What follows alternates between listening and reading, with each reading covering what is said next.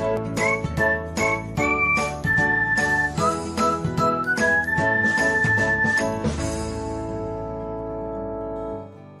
everyone, welcome back to another episode of Technologyglance. Today, in this video, I am going to guide you through how you can change who can see your reels to public on Facebook Lite. So, let's get started. Firstly, open Facebook Lite app in your device. Then tap on three lines icon. Next, tap on settings. After that, tap on reels. Next, you can see the option of who can see your reels.